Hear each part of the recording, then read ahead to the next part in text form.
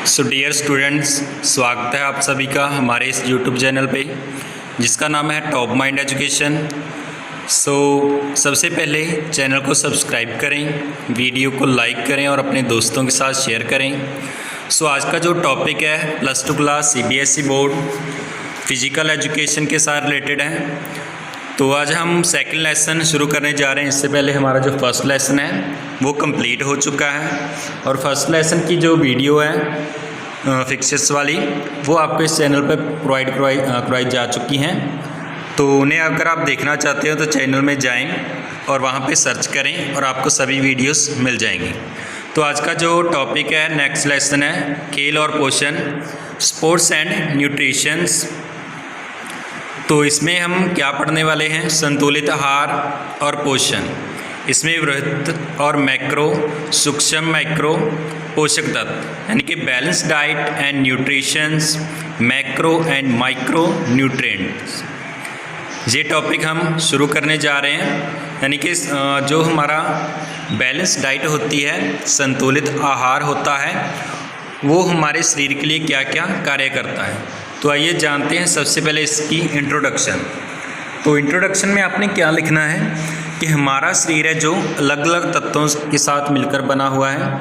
हमें जीवित रहने के लिए कई सारी चीज़ों की ज़रूरत होती है और ख़ास तौर पर भोजन या हमारी डाइट एक ऐसी चीज़ है जो हमारे शरीर में जो संतुलन है, जैसे हमारे शरीर का बैलेंस है, वो लगातार बना के रखता है।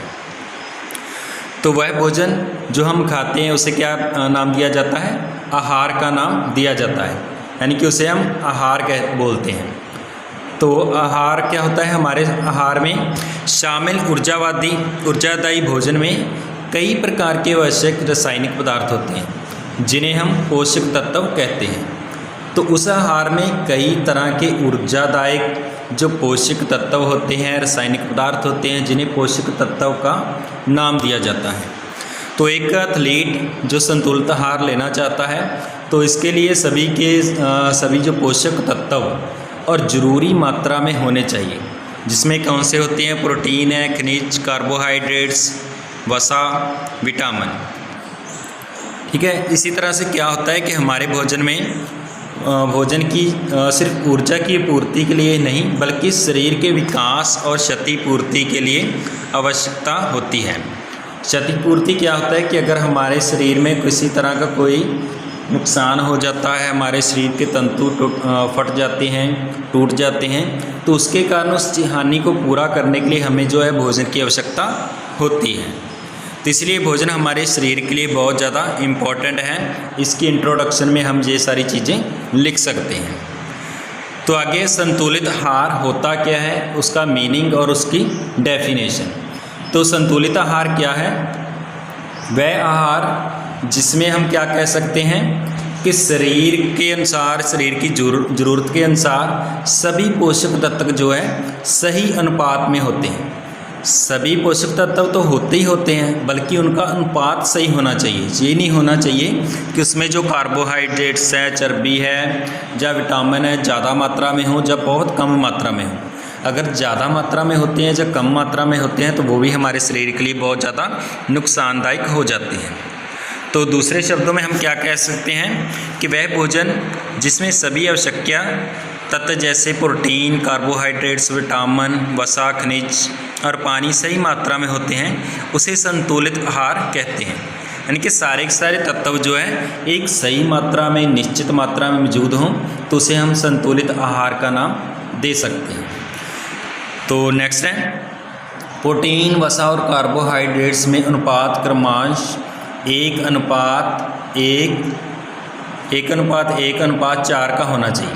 यानी कि इसमें क्या होता है कि जो प्रोटीन की मात्रा होती है 1% और जो वसा होती है वो भी 1% और जो कार्बोहाइड्रेट्स होता है वो 4% होना चाहिए। तो इस तरीके से हमारी जो प्रोटीन, वसा और कार्बोहाइड्रेट्स का अनुपात कितना होना चाहिए? 1:1:4।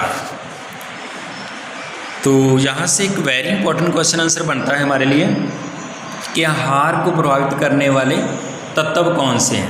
Factor affecting diet, balance diet या हमारा जो आहार है, डाइट है, उसे प्रभावित करने वाले पोषक तत्व कौन से हैं? यानी कि कौन से कारण हैं जिनके जरिए, जिनको हम ध्यान में रखते हुए अपना जो डाइट है वो हम बनाते हैं। क्योंकि अगर हम देखा जाए कि एक स्पोर्ट्स पर्सन है उसको अलग डाइट की ज़रूरत होती है, एक अगर घर में जब मेंटली तौर पर काम करने वाला व्यक्ति उसे अलग डाइट की ज़रूरत होती है, कोई औरत है जब बच्चों को दूध पिलाने वाली माएँ हैं उनको अलग तरह के जो बैलेंस डाइट है, अलग तरह के आहार की ज़रूरत होती है। तो ऐसी कौन कौन सी चीज़ें हैं जो हमारी डाइट को प्रभावित करती हैं। तो फर्स्ट है आयु, एज, इसे हम उम्र बोल सकते हैं कि जैसे जैसे हम देखते हैं कि बच्चे अगर छोटे होते हैं उनके लिए अलग डाइट होती है, बच्चे थोड़े से बड़े हो जाते हैं 10 साल 15 साल उनकी डाइट अलग होती है। तो उसके बाद जो यंग एज वाले नौजवान होते हैं उनके लिए डाइट अलग होती है और बुज़ुर्ग जो होते हैं उनके लिए डाइट अलग होती है।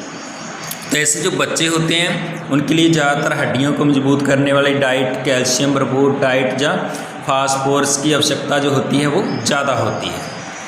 तो इस तरह से उम्र को ध्यान में रखते हुए अपनी जो डाइट होती है, बैलेंस डाइट होती है, आहार होता है, उसको तैयार किया जाता है और उसी के साथ अपना जो जीवन है उसे गुणवान, जो गुणवत्ता उसमें लाई जा सकती है। नेक्स्ट है व्यवसाय यानी कि ऑक्यूपेशन। अब देखिए कई व्यक्ति जो है अलग अलग व्यवसाय के साथ जुड़े हुए हैं। जैसे पहले ही मैंने बताया कि कोई शारीरिक वर्क ज़्यादा करता है, कोई प्लेयर है, कोई मेंटली वर्क ज़्यादा करता है। अब ये नहीं हो सकता कि अगर एक प्लेयर है और मेंटली वर्क करने वाला व्यक्ति तो उनकी डाइट सेम नहीं हो सकती। जो ज़्यादा फिजिकल वर्क करता है उसको ज़्यादा पोषक तत्व चाहिए, ज़्यादा आहार चाहिए, ठीक है। और जो दूसरा व्यक्ति है जो काम बिल्कुल नहीं करता, मेंटली वर्क करता है, उसे पोषक तत्वों वाली, कम पोषक तत्वों वाली खुराक है, जो डाइट है उसकी ज़रूरत है। तो इसी तरीके से व्यवसायिक को ध्यान में रखते हुए, ऑक्यूपेशन को ध्यान में रखते हुए अपनी डाइट का प्रबंध है, डाइट को तैयार किया जाता है। तो नेक्स्ट है स्वास्थ्य स्थिति, स्टेट ऑफ हेल्थ। इसमें क्या होता है कि कई जो पर्सन होते हैं वो बीमार होते हैं। तो बीमारी में हम देखते हैं कि उस तरह की जो बीमारी हमें लगी हुई है, किसी व्यक्ति को लगी हुई है, उसके अकॉर्डिंग उसे डाइट जो है देनी चाहिए। अगर हम बिना वजह सोचे समझे डाइट देते रहेंगे तो हो सकता है कि उसकी बीमारी है, जो उसकी प्रॉब्लम है वो और ज़्यादा बढ़ जाएगी। तो एक ऐसे पर्सन जो बीमारी से तुरंत ठीक हुए हैं, लगातार 1 महीने तक 2 महीने तक बीमार थे पर अभी वो बिल्कुल ठीक हैं, तो उनकी हेल्थ ठीक हो रही, तो उनको भी वैसी ही डाइट चाहिए जैसे कि डॉक्टर वगैरह जो रेकमेंड करते हैं, डाइटिशियन उनके लिए रेकमेंड करते हैं। तो नेक्स्ट है जलवायु यानी कि क्लाइमेट। क्लाइमेट क्या होता है? एक तरह का हम कह सकते हैं कि मौसम। अगर हम देखते हैं कि ठंडे इलाके में रहने वाले जो लोग हैं उनको अलग तरह की जो डाइट होती है चाहिए, और जो गर्म इलाके में रहने वाले लोग हैं उनको अलग तरह की डाइट चाहिए। यानी कि ठंडे इलाके में रहने वाले लोग जो होते हैं उनको जो डाइट होनी चाहिए वो ज़्यादातर मांस वगैरह या मीट इस तरह की आवश्यकता जो है ज़्यादा होती है। तो मौसम को ध्यान में रखते हुए, जलवायु को ध्यान में रखते हुए या क्लाइमेट को ध्यान में रखते हुए अपनी डाइट को तैयार करना चाहिए। डाइट उसी तरह से हमारा जो चार्ट है, डाइट चार्ट वो बना होना चाहिए। तो नेक्स्ट है लिंग। तो लिंग भेद भी आहार में अंतर के लिए जाना जाता है। आमतौर पर पुरुषों में शारीरिक बनावट के कारण स्त्रियों की अपेक्षा अधिक कैलोरीज की आवश्यकता होती है। तो जो पुरुष होते हैं उनकी जो फिजिकल बनावट औरतों के मुकाबले अलग तरह की होती है, तो उनको जो आवश्यकता होती है कैलोरीज़ की, हम जानते हैं कि हमारे जो भोजन की जो मापने की इकाई है, उसके जो तत्व मापने की इकाई है उसे हम कैलोरीज़ में काउंट करते हैं। तो इसीलिए औरतों को कम कैलोरीज़ वाला डाइट या भोजन है वो खाना चाहिए, और मर्दों को ज़्यादा कैलोरीज़ वाली डाइट जो है लेनी चाहिए या खानी चाहिए। तो शारीरिक संरचना, बॉडी बिल्ड और कॉन्स्टिट्यूशन। तो शारीरिक संरचना क्या होती है कि जैसे हमने देखा होगा कि कई लोग बहुत ज़्यादा भारे होते हैं जब मोटे होते हैं, तो उन्होंने लिखा है अधिक भार वाले जब मोटे व्यक्तियों को रेशेदार भोजन लेना चाहिए, ठीक है, जबकि कम भार वाले जब पतले व्यक्तियों को अधिक प्रोटीन और वसा लेनी चाहिए। रेशेदार भोजन ऐसा भोजन जो जल्दी हमारे शरीर में पच जाए, हमारे शरीर में लगातार जो है जो हमारा सिस्टम होता है उसे ख़राब ना करे, क्योंकि हम देखते हैं कि जो मोटे लोग हैं उनमें पहले ही वेट जो है काफ़ी ज़्यादा है, इसलिए हम ज़्यादा प्रोटीन या ज़्यादा वसा वाला भोजन उन लोगों को देंगे तो और ज़्यादा प्रॉब्लम खड़ी हो सकती है।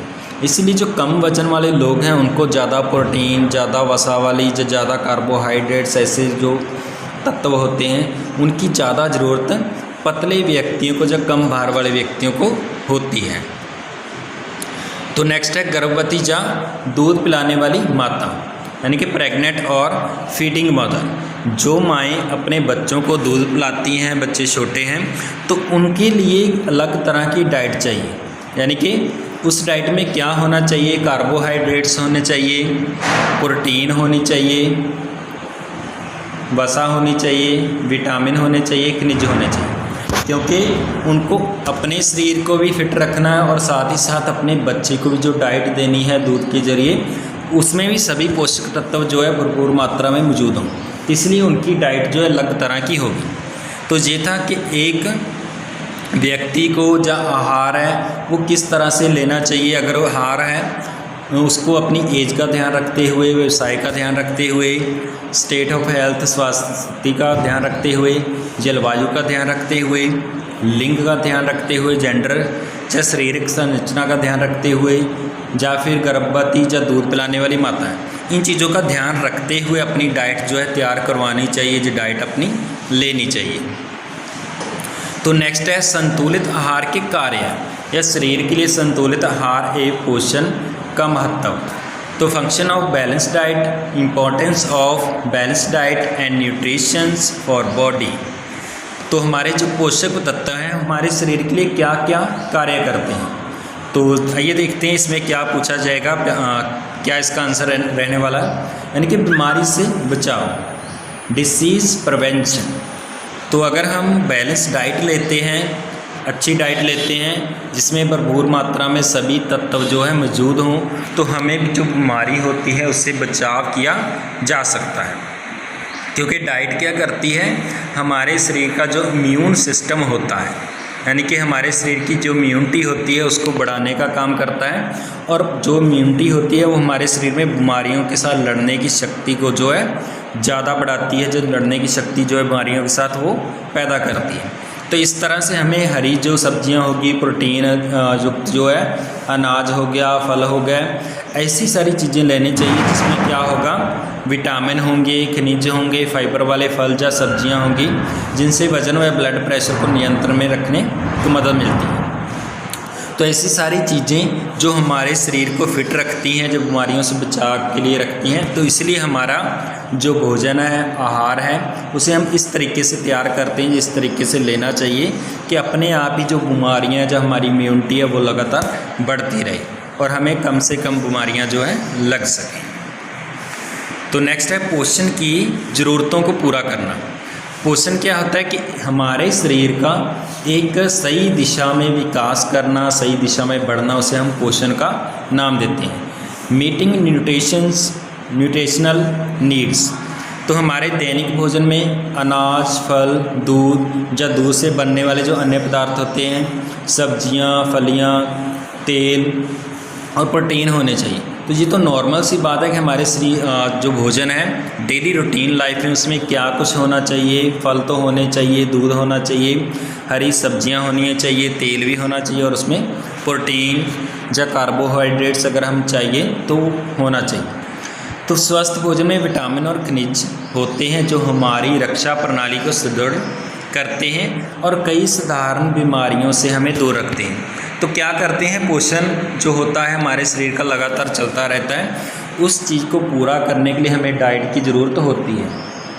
तो अगर बच्चे छोटे हैं, अगर हमें पता है कि वो लगातार विकास कर रहे हैं, तो उनके लिए पोषण की ज़रूरतों को पूरा करने के लिए हमें जो है उनके भोजन में क्या क्या चीज़ें होनी चाहिए, कैसे उनका भोजन होना चाहिए, कैसे उन बच्चों के लिए ऐसा भोजन तैयार करना चाहिए जिनसे उनकी जो है हाइट हो सकती है, जो उनका वेट हो सकता है नॉर्मल रहे, जो सही दिशा में विकास कर सके। तो नेक्स्ट पॉइंट है वजन पर नियंत्रण। अगर हम अपनी डाइट को बैलेंस डाइट नहीं बनाएंगे, अच्छी डाइट नहीं बनाएंगे, तो क्या होगा, हमारा वज़न जो है कंट्रोल में नहीं रहेगा। या तो बहुत ज़्यादा कम हो सकता है, जब बहुत ज़्यादा हैवी हो सकता है। तो इसलिए हमारे शरीर में जो जितने भी पोषक तत्व हैं हमारा जो आहार के अंदर होते हैं तो वो एक सही भरपूर मात्रा में, पहले जैसे बताया जा चुका है, एक सही मात्रा में होने चाहिए। अगर हम देखो कार्बोहाइड्रेट्स या चर्बी है हमारे शरीर में ज़्यादा रहेगी, ज़्यादा मात्रा में होगी तो इससे हमारा वज़न जो है बहुत जल्दी बढ़ जाएगा। अगर बहुत कम मात्रा में होगी तो हमारा वज़न जो है नॉर्मल नहीं रह पाएगा, जहाँ हम दुबले हो जाएंगे, बिल्कुल पतले हो जाएंगे। तो नेक्स्ट पॉइंट है इम्यून सिस्टम। इम्यून सिस्टम स्वास्थ्य, यानी कि इम्यून सिस्टम हेल्थ। तो हम जैसे पहले ही बात कर चुके हैं, हमारा जो शरीर है उसके अंदर जो एक इम्यूनिटी होती है, इम्यून सिस्टम होता है जो हमें बीमारियों से लड़ने की जो है शक्ति देता है, जब प्रतिरोधक क्षमता जो होती है बीमारियों से लड़ने की वो बढ़ती है। तो इसमें क्या होता है कि विटामिन ई से एंटीबॉडी का उत्पाद होता है जो अपनी प्रतिरोधक क्षमता को मजबूत बनाता है। तो जो एंटीबॉडी होती है, प्रतिरोधक क्षमता होती है हमारे शरीर में, तो विटामिन ई से बनती है। यानी कि ऐसा हमारा भोजन होना चाहिए जिसमें खाद्य पदार्थ हों, विटामिन हों, वो ज़्यादा मात्रा में मौजूद होने चाहिए।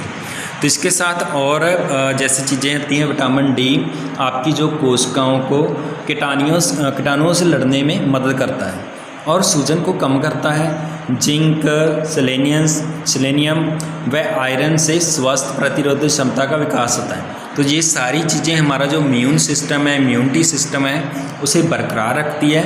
और इम्यून सिस्टम हमारी पूरी बॉडी को कंट्रोल रखता है और ख़ास तौर पर हमें बीमारियों से जो प्रतिरोधक क्षमता होती है, एंटीबॉडी होती है, उससे उसको जो है और ज़्यादा बढ़ा देता है और बीमारियों से लड़ने की शक्ति जो है प्रदान कर देता है। अच्छी नींद, प्रॉपर स्लीप। तो अगर हम डाइट अच्छी लेंगे तो अपने आप क्या होगा कि हमें अच्छी नींद आएगी, हम आराम से सो सकेंगे। अगर हम देखते हैं कि अगर हमें भूख लग रही हो, जहाँ हमारे भोजन में सही तरीके के पोषक तत्व ना हो, तो हमें अच्छी नींद नहीं आ सकती, हम थकावट महसूस करेंगे। अगर हम अच्छी नींद लेंगे तो अपने आप क्या हो जाएगा, हम तरोताज़ा महसूस करने लगेंगे। तो इस तरीके से हमें प्रॉपर नींद आएगी अगर हम अच्छी डाइट लेंगे, बैलेंस डाइट लेंगे, अच्छा भोजन हम अपने जो आहार होता है, भोजन होता है, उसमें पूरे के पूरे पोषक तत्व भरपूर मात्रा में मौजूद हों, तो अपने आप ही जो हमारी नींद होगी वो अच्छी रहेगी। नेक्स्ट है मानसिक स्वास्थ्य, मेंटल हेल्थ। तो अगर हमें फिजिकल तौर पर फिट रहना है तो साथ ही साथ हमें मेंटली तौर पर भी फिट रहना चाहिए।